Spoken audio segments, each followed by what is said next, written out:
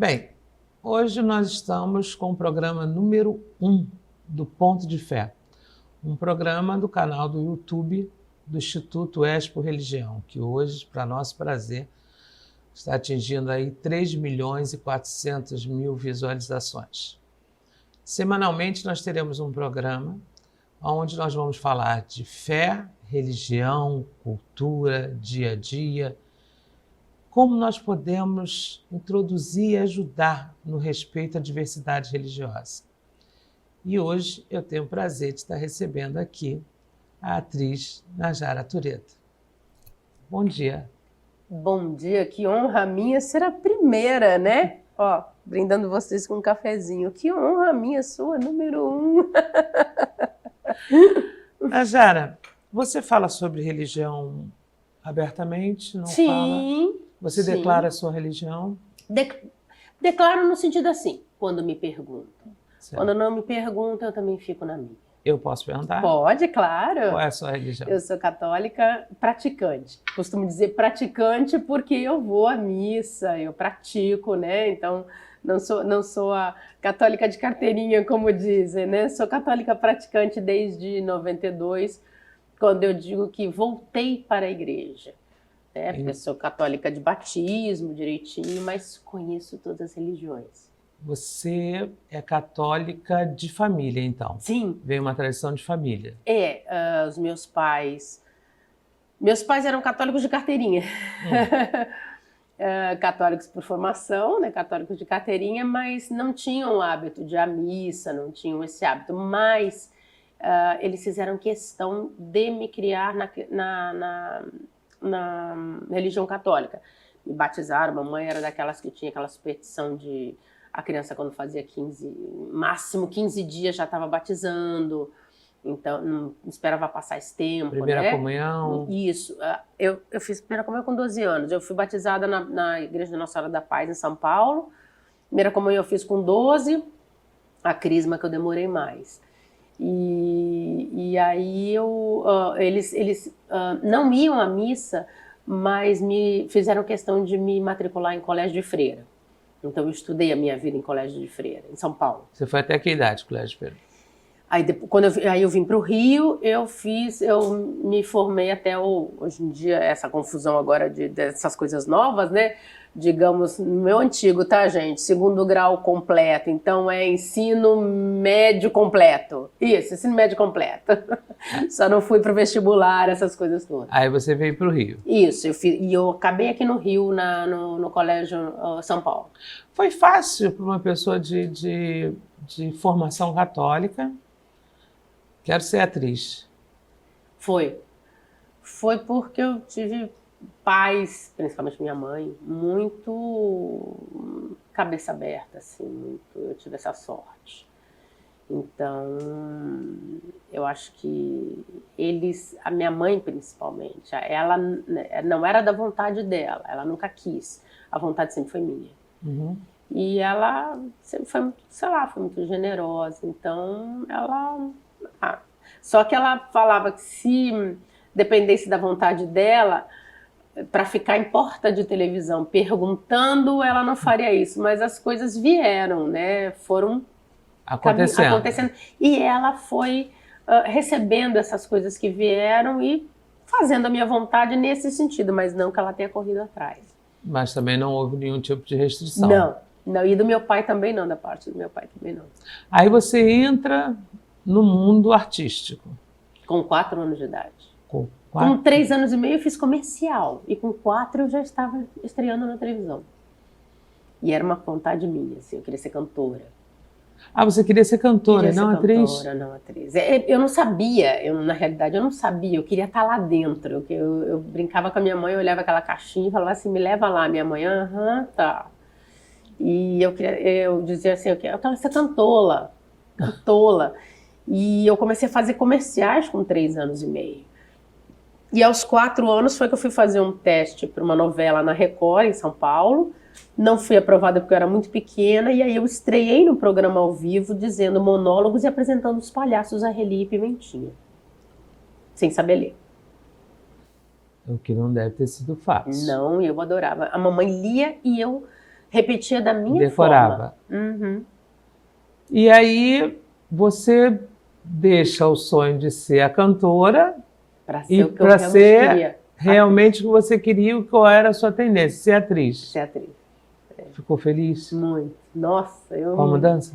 Eu me realizava. Me realizava no palco. Meu negócio era estar no palco, eu não sabia que era isso, né? Meu negócio era estar ali. Eu estava no palco e me achava. Era incrível. Era muito legal. Ou na frente das câmeras, no caso, né? E aí você continua e vai crescendo dentro do ambiente de TV, de teatro, ambiente artístico. E aí, você começa a flanar por outras religiões, conhecer outras religiões ou não? Se mantém na católica? Não, sim, através da mamãe, sempre com ela. Eu estudava em colégio de freira, mas quando quando o papai faleceu, não, um pouco antes do meu pai falecer. A minha mãe era muito curiosa, minha mãe sempre foi muito curiosa. Ela começou a frequentar centros de mesa branca, aquelas coisas. Eu me lembro de um que ela ia no Paris e eu gostava muito, era de comer o chocolate que tinha perto lá. Eu detestava ir para esses lugares, porque criança, né? Saco ficar sentada lá e achava aquilo muito estranho. E eu gostava só de dizer, hoje nós vamos lá no centro. Ai, meu Deus. Aí eu só gostava porque tinha um barzinho perto para comer o chocolate. Eu ficava lá quietinha e a minha mãe era tida como médium e tal, e sentava lá. E teve uma vez até que ela comentou comigo que ela chegou a quase psicografar, né? Ela contou para mim que foi uma sensação muito estranha quando ela fechou os olhos e ela sentiu a mão dela meio que tremer. Aquilo achava estranho. E todo mundo falava para minha mãe que ela tinha que se desenvolver e tal. E nessa busca dela, né? E eu com ela, meu pai não se importava, meu pai era dentista e ele estava trabalhando, então ele não se importava que ela saísse e fosse procurar essas coisas, né? Procurar o caminho dela. Contanto que ela estivesse feliz, ele estava feliz. E aí nós fomos, depois a gente acabou indo para Umbanda, para alguns lugares de Umbanda, e eu fui também, eu ia, me assustava, achava aquilo estranho. Chegamos aí ao candomblé também, mamãe vestiu saia, tudo aquilo para mim era novidade. Eu ia atrás, né? Fui indo. E aí, quando meu pai faleceu, a gente foi para Seitonoye.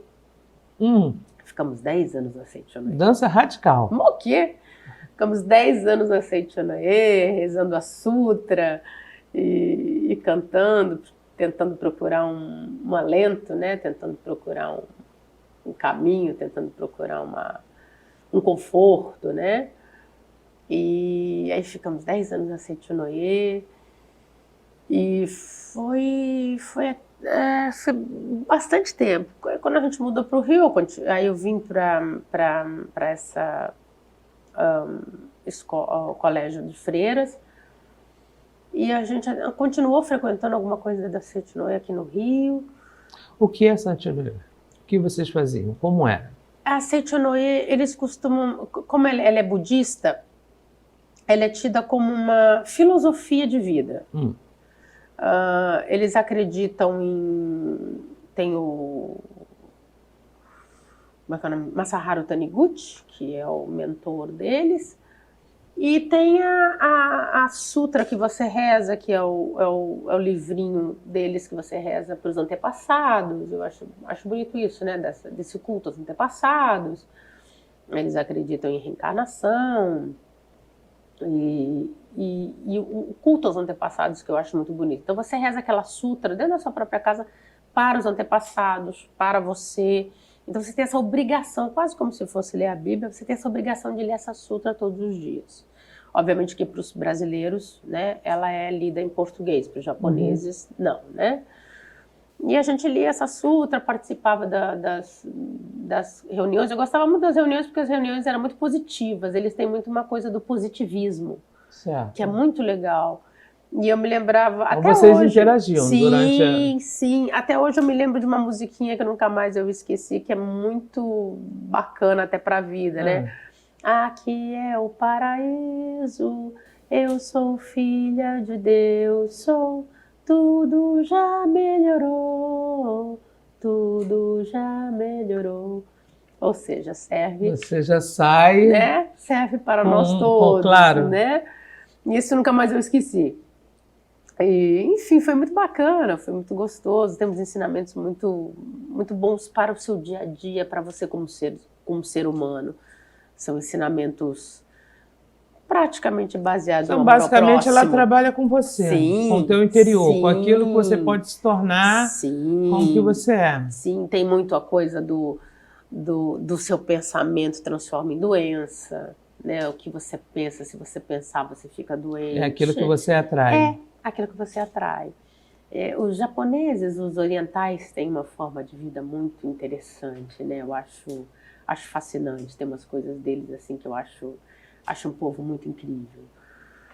E aí, depois disso, quando a gente veio para o Rio, aí as coisas foram ficando mais difíceis, foram mais complicadas e tal.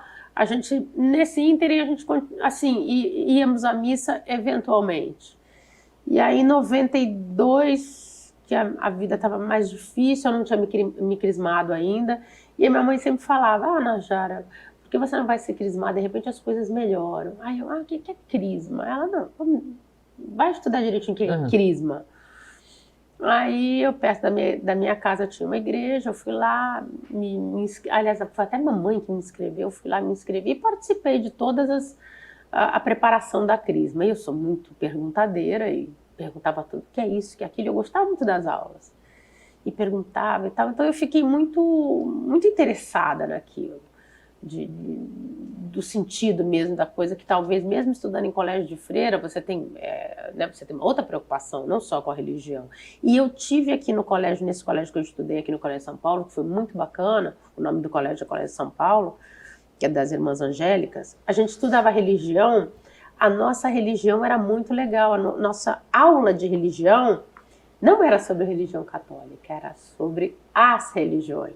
Embora então vocês teriam todas as religiões. Sim, era muito bacana, era o estudo da religião.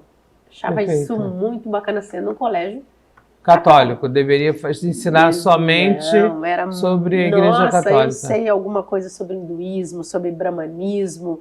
Era muito legal, era muito gostoso você saber sobre as religiões. E é isso que a gente estudava. E religião, numa matéria de colégio, é isso, né? Certo. Por mais que você...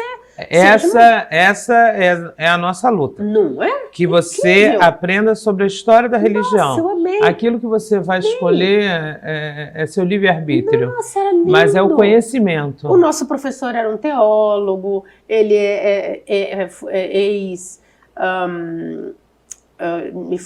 ex-diácono, né? Estava estudando para ser padre, não foi, aí resolveu... Então, ele dava aula de religiões. Então, a gente estudava sobre aquilo. Então, eu sei bastante coisa, né? Hinduísmo, brahmanismo. Isso me deu, poxa... E num colégio católico. Exato. Muito católico tradicional. Tinha alguma resistência de pais sobre isso? Não.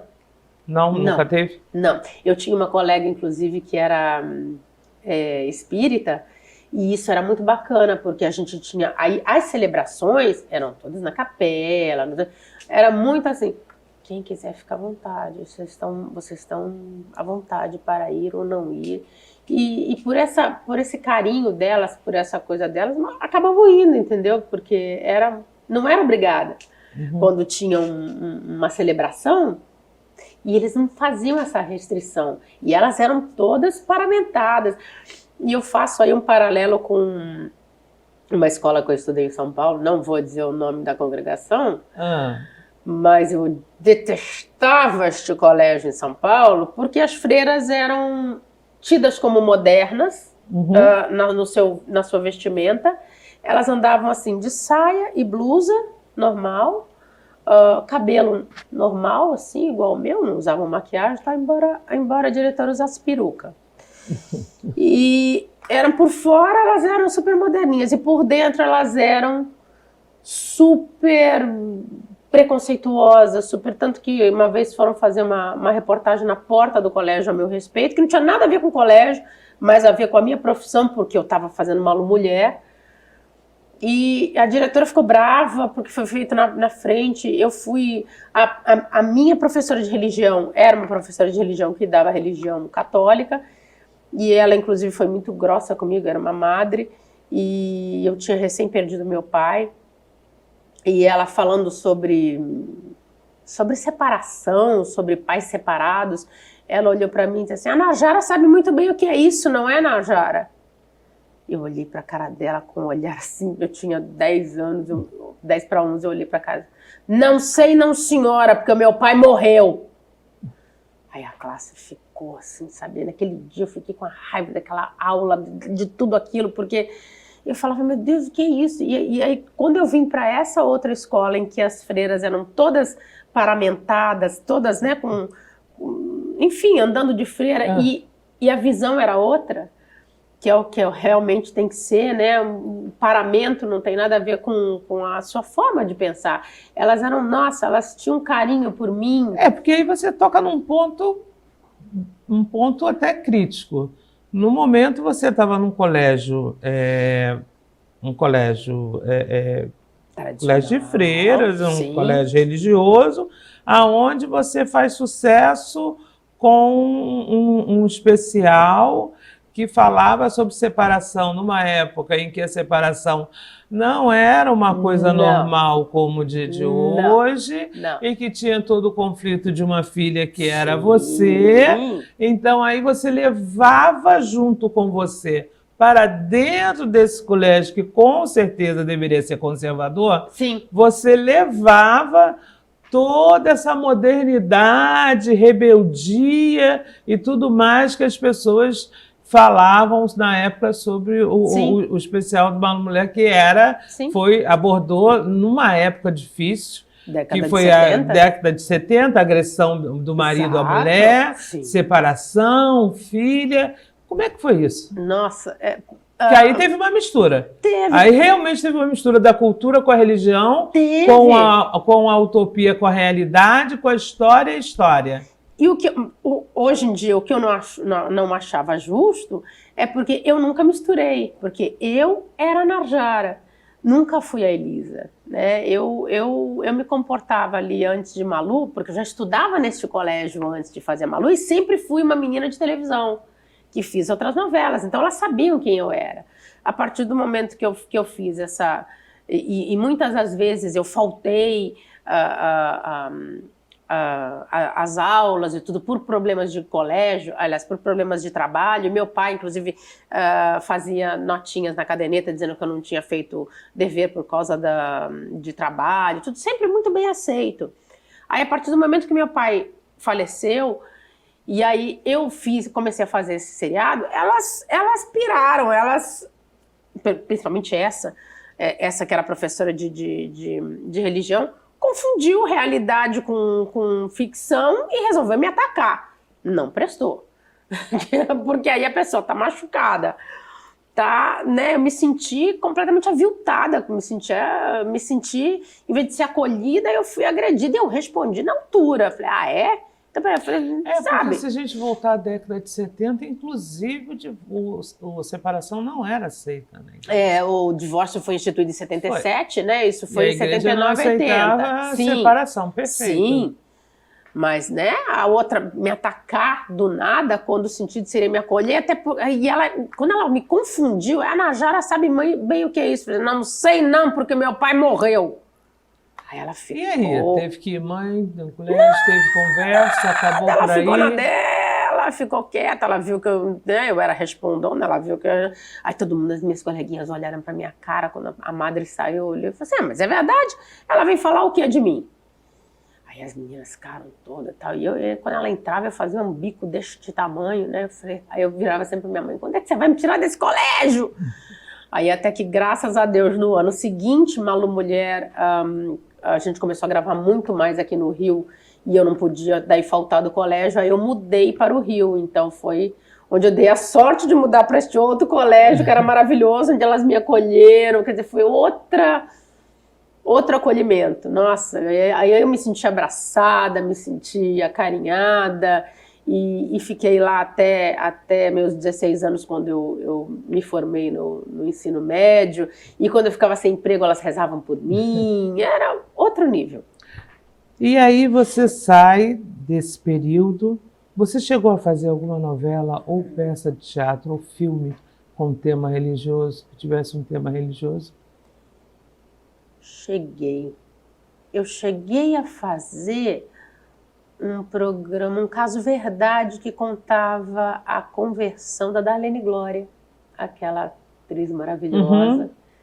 E foi feito um caso verdade contando Qual era o seu personagem? Eu fazia uma endemoniada que ela, irmã Helena, ela já era irmã Helena, e ia à casa dessa moça salvá-la né, e aí eu fiquei conhecendo a Darlene Glória, que, né, pessoa, né, minha mãe contando a história dela e eu conhecendo, assim, foi uma honra, né? Aí lá foi você pulando de novo para um outro mundo. Foi. Aí você saiu daquele ambiente, Foi. que era ambiente católico, Foi. até do Santo que era um ambiente, né, de você trabalhar com a tua plenitude para se tornar uma endemoniada. Foi. Como é que foi? Olha, graças a Deus foi tranquilo, porque, né, eu segui o texto, vi mais ou menos como é que era, tomando cuidado para não cair no ridículo. Pesquisou? Pesquisei e não cair no ridículo. E eu tinha uns... E como ela era uma menina, né, aproximadamente da minha idade, eu acho que eu tinha uns 15, 16 anos, então era tudo a ver comigo, né, no sentido físico. Então ela tinha lá os espasmos dela, as coisas dela ali que ela estava realmente... E aí a irmã Helena, representada por uma outra atriz, chega para fazer uma visita naquela casa e trazer a paz e tal. Então foi uma cena muito bonita, foi uma cena muito bacana e foi tranquila, bem dirigido, bem, sabe, tudo com muito respeito, foi tudo feito com muito carinho. Então, nossa, foi muito legal, foi muito bacana mesmo conhecer a vida dela e poder participar de um momento desse. Foi bem bacana, foi bem enriquecedor. Tá. E aí, vamos sair dessa fase, aí a gente passa... Vamos pular para uma fase que eu li em algum lugar onde você fala do teu recomeço. Foi quando você sai, se afasta da televisão, e aí você tem que continuar a viver, como todos nós temos que continuar a viver, mas você não perdeu a fé. É verdade. Como é que foi isso? Foi uma fase em que, né, os convites pararam de chegar, os contratos com a Globo acabaram, né? E aí o Boni também, que era uma pessoa maravilhosa, teve o contrato dele também. O contrato dele acabou com a Globo, então ele era muito meu amigo, super gente boa. E aí eu, né, tive que fazer alguma coisa. Comecei a dando aulas de interpretação, até que surgiu a ideia de vender água de coco. Aí eu e mamãe fomos... Como surgiu a ideia de vender água de coco? Não, porque poderia ter sido muita coisa, porque você estudou. Você é professora, vou dar aulas. Tinham 1000 coisas, eu vou abrir uma escola de teatro. Pois é, eu vou dar aula de português, eu posso, mas... Eu não tinha a minha formação para dar aula, não era bacharel, então já era meio complicado, eu não tinha licenciatura, era meio, né... De teatro, poderia mais dar no sentido eu dei aulas, mas mais... Mas poderia ter feito produção, por exemplo. Poderia.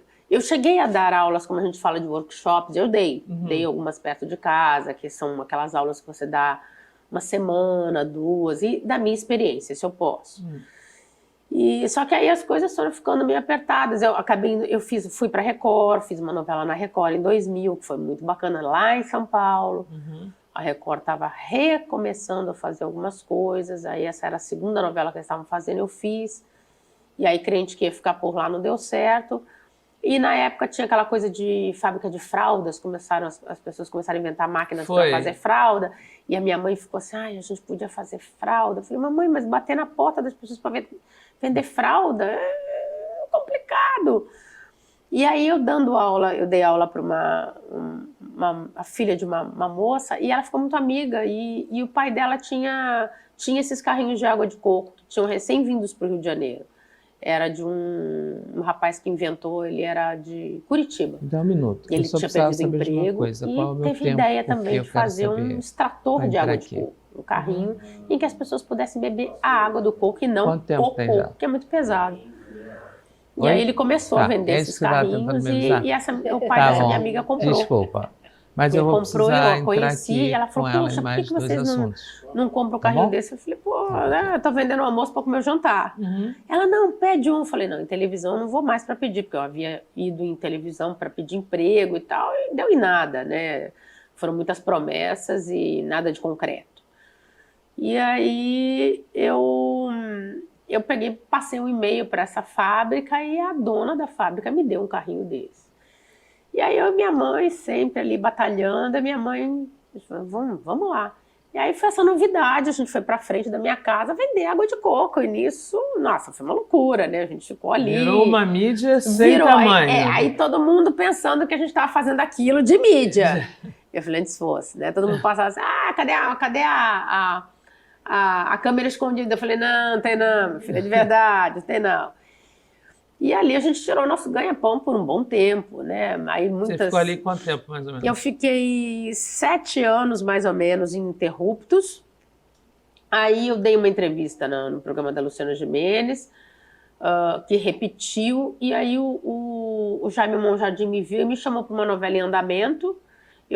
Aí eu parei, fui, fiz a novela. Aí, como as coisas não aconteceram de novo, a gente voltou. Então, eu fiquei mais 3 anos. Então, foram 10 anos que a gente ficou vendendo água de coco.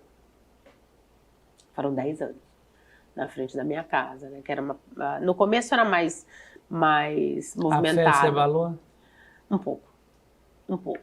pouco, porque eu tinha muita mania de conversar com Deus como conversa com você, né? Trato ele normal.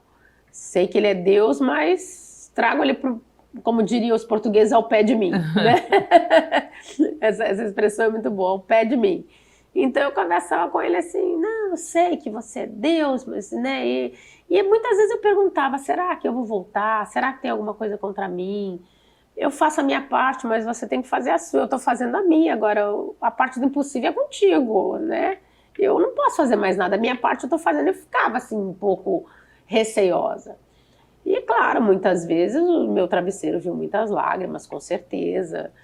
E sempre a minha mãe me dava muita força, assim. Cada dia que eu acordava era mais um dia de luta e talvez mais um dia de hoje vai acontecer alguma coisa. Hoje vai ter uma novidade, sabe? E nisso você é um dia após o outro até ter novidade. E até que um dia acontece, né? Aí eu tive algumas chamadas para participações especiais, isso me deixava alegre. E era bom porque tinha minha mãe, então ela ficava e eu podia ir. Então a gente não perdia aquele dia de trabalho e ao mesmo tempo eu tinha mais um dinheiro a mais, né? Então isso foi fundamental também. Mas não foi fácil, foram anos muito difíceis, muito. Foi um teste de fé. Foi. Bastante, bastante. E aí você volta às novelas. Pois é, foi em 2011 que eu voltei. Aí aquele reencontro com Deus que a gente chama? Eu acho que sim, foi. A minha mãe, ela falava que ela tinha pedido para Nossa Senhora. E como eu sou Narjara Aparecida, né? Eu nasci por uma promessa que minha mãe fez para Nossa Senhora Aparecida, né?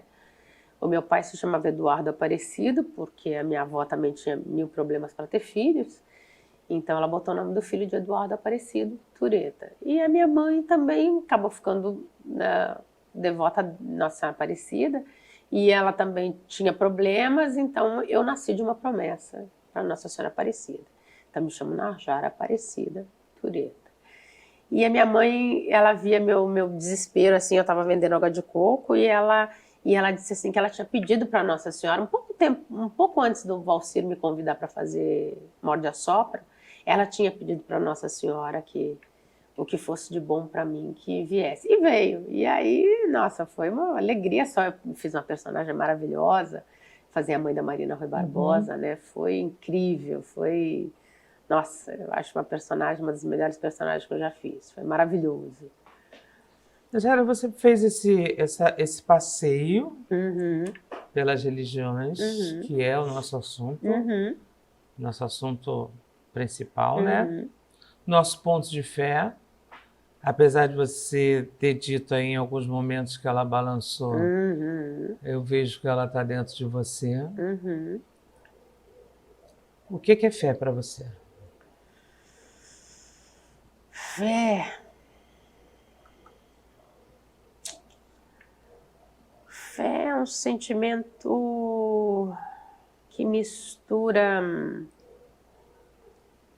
sem ser a definição da Bíblia, que é muito bonita, né? Mas que você enxergar, acreditar naquilo que você não vê, para mim, fé é esperança misturado com uma confiança de que aquilo vai acontecer num futuro bem próximo. Acho que é isso. Por isso que às vezes a gente perde ela. Porque aquele futuro bem próximo se aproxima e aquilo que você deseja não vem. Então acho que por isso que a fé fica abalada, né? Acho que é de todo mundo, né? Quero agradecer a você de estar aqui no Obrigada, Ponto de muita honra, Fé, obrigada. de fazer parte, de ter contado um Obrigada. pouco da tua história Muito honrada. para nós, para os nossos ouvintes, para todo mundo que nos assiste, que assiste o canal. Muito obrigada. Eu que agradeço, muito obrigada, muito honrada. Muito obrigada por vocês aí que estão do outro lado. E obrigada, espero que um pouquinho do que eu falei possa ter entrado aí no seu coração e uma sementinha tenha dado bons frutos, né? Porque é isso que uma entrevista ou que uma palavra possa dar vivência, né? Acho que um pouquinho de cada coisa que a gente fala sempre deixa alguma coisa boa. E é isso. Muito obrigada pelo carinho de todos vocês, viu?